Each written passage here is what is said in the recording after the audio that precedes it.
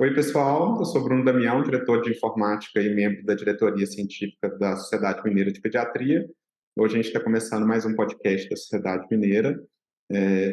Dessa forma, a gente está fazendo um podcast um pouco diferente dessa vez, que a gente vai fazer uma entrevista, né, com a doutora Joyce Carvalho, que é neuropediatra, membro do Departamento de Neurologia da Sociedade Mineira de Pediatria, e a gente vai falar sobre enxaqueca na infância e na adolescência, que é um tema muito explorado nos adultos, mas que também ocorre muito na população pediátrica, e que a gente percebeu que precisa trazer para a conversa, para a gente conhecer e abordar esse transtorno, que pode ser incapacitante para as crianças e adolescentes. Então, seja bem-vinda, doutora Joyce. Doutora Joyce, enxaqueca é uma cefaleia comum na infância? Obrigada, Bruno. É um prazer participar aí do podcast. E sim, a enxaqueca é uma cefaleia comum na infância, né? A gente chama também, pode ser chamada também de migrânia. É uma das cefaleias mais comuns na infância e na adolescência. Ela é ainda uma das principais causas de incapacidade em crianças, né? E queixas em consultório e tudo mais. Então, sua prevalência, na verdade, na infância, ela é mais ou menos semelhante entre meninos e meninas, e na adolescência ela vai sendo mais frequente nas meninas. Então, por isso a relevância da gente falar do tema e discutir a enxaqueca na infância. E como a enxaqueca pode se manifestar na faixa etária pediátrica? Então, a enxaqueca, a gente tem um conceito, né, de uma apresentação da enxaqueca na população adulto e aí que se apresenta de forma mais ou menos semelhante na adolescência, mas na infância ela pode se diferenciar um pouco. Então, a dor no adulto ou no adolescente mais velho, a gente já conhece como sendo característica como unilateral, aí muitas vezes aquele perfil mais latejante. Nas crianças, em geral, ela ocorre de forma bilateral, em geral é bifrontal ou bitemporal, e aí em todas as idades ela acontece de forma moderada e intensa, pode piorar com os exercícios, tem associação com foto e fonofobia, às vezes osmofobia, que é a intolerância aos odores também. Em geral é uma dor que dura até 3 dias, então até 72 horas de queixa álgica. E outro ponto importante da gente pensar também, um outro conceito importante de termos, é que se essa dor dura, em geral, mais do que 15 dias no mês, é importante a gente já caracterizar essa migrânia, essa enxaqueca, como uma dor crônica, uma enxaqueca crônica. E aí pensar numa abordagem direcionada nesse contexto. Em adultos, a gente pesquisa a aura. Criança também pode ter aura? A gente fala muito, né, esse conceito de aura, assim, que hoje vem sendo muito discutido na neurologia, assim, especialmente na enxaqueca e na epilepsia.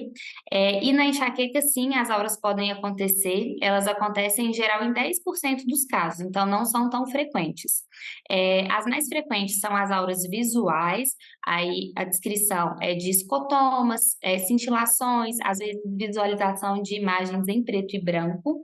Há também descrição de outras modalidades de auras, como auras sensoriais, descritas como formigamento na face, nos membros, às vezes uma aura de linguagem, de fala mesmo.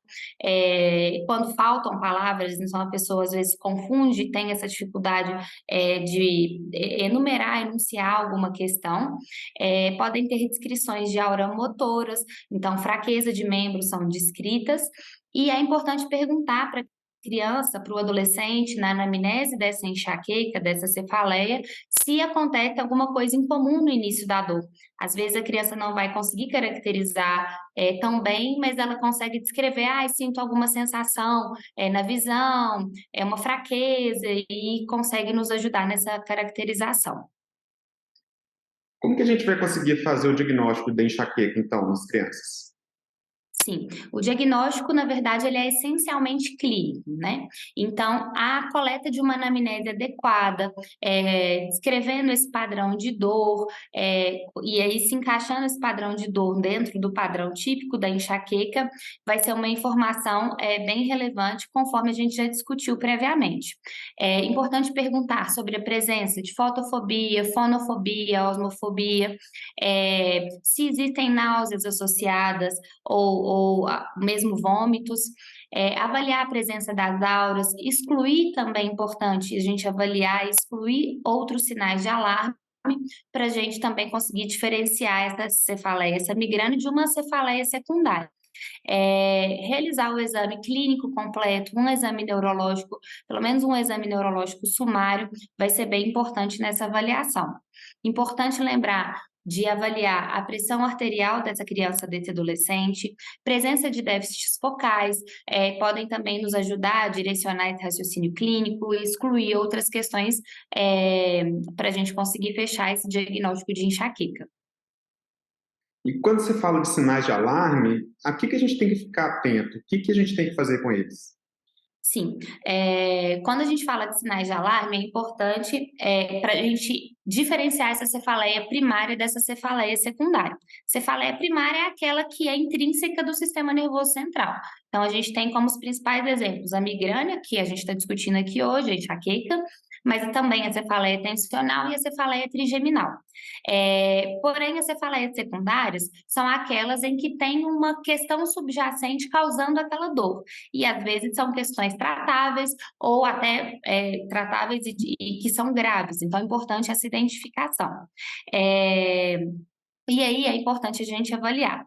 Presença de sinais de doenças sistêmicas, como febre, perda de peso, doenças prévias que esse paciente vai ter, uso de medicações, avaliar também se existem alterações no exame neurológico, conforme já falamos previamente, como perda de força, papiledema, normalidades da função cerebelar, entre outras questões. É importante a gente avaliar o aparecimento. Então, é uma dor de início recente, ela tem uma característica súbita, ela é descrita como pior cefaleia da vida.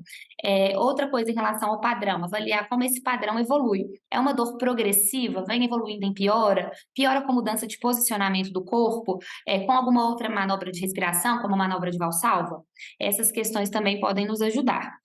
Outra avaliação importante, a gente avaliar a história de familiar, né? Então, existe quadro de enxaqueca já descrito nessa família ou de alguma outra doença que a gente nos chamaria atenção para algum outro ponto relevante nesse exame neurológico, nessa avaliação neurológica. E outro sinal de alarme também é uma criança menor de 6 anos, até pela dificuldade de caracterização adequada dessa dor. Aí, nesses casos, a gente avalia a presença desses sinais de alarme. Se sim, a gente avalia a necessidade de uma neuroimagem, nesse caso a gente pode avaliar uma tomografia de crânio ou uma ressonância magnética de encéfalo. Em geral, a tomografia é feita num contexto de urgência, então se é uma dor que está sendo atendida no pronto atendimento, pode ser um exame de escolha, e a ressonância se o paciente já está sendo abordado de modo ambulatorial, se ele se encontra internado, se a gente precisa de um melhor detalhamento de imagem do sistema nervoso central. Outro exame que pode nos ajudar no esclarecimento dessa cefaleia é a punção lombar. Então, ela pode nos ajudar tanto num contexto de quadros infecciosos, inflamatórios, mas também se existe a suspeita de hipertensão intracraniana idiopática. E aí, nesse caso, medir a pressão de abertura de saída do líquor vai ser bem relevante e pode ser um diagnóstico diferencial da enxaqueca também. Certo. E como então que a gente vai abordar a enxaqueca na infância? Joia. O tratamento, a gente precisa pensar em 2 aspectos do tratamento. Primeiro, a fase aguda e depois a fase crônica. A fase aguda, o foco é no a gente abortar essa dor mesmo. Então, avaliar em geral, vai ser um paciente que vai chegar no pronto atendimento com queixa álgica e nós precisamos orientar essa família e tratar adequadamente essa criança.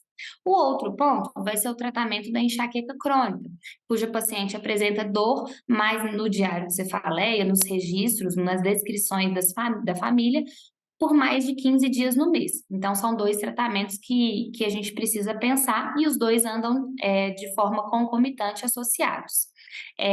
Primeira coisa importante para a gente falar do tratamento é falar também do tratamento não medicamentoso.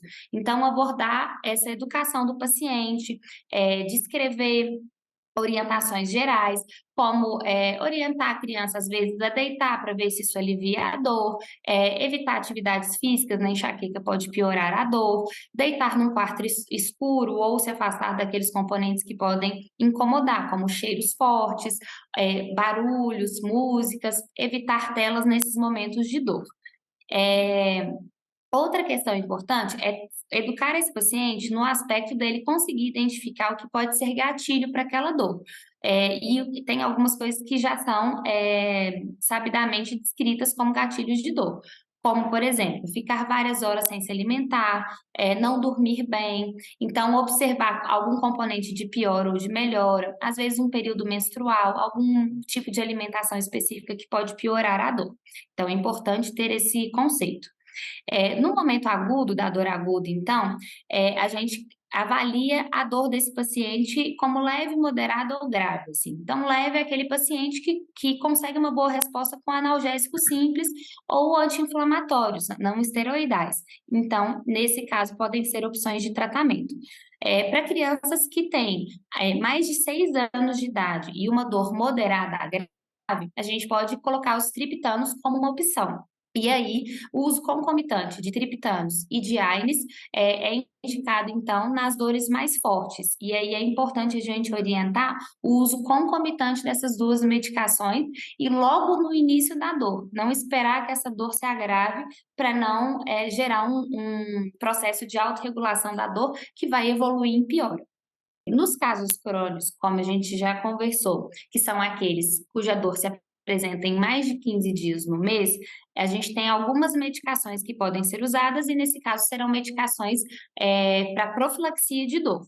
Em geral, a gente tem algumas classes de medicações que podem ser usadas na população pediátrica e adolescente, e é importante a gente tentar pensar nos efeitos colaterais dessa medicação e nos próprios benefícios também que ela poderia trazer a esse paciente,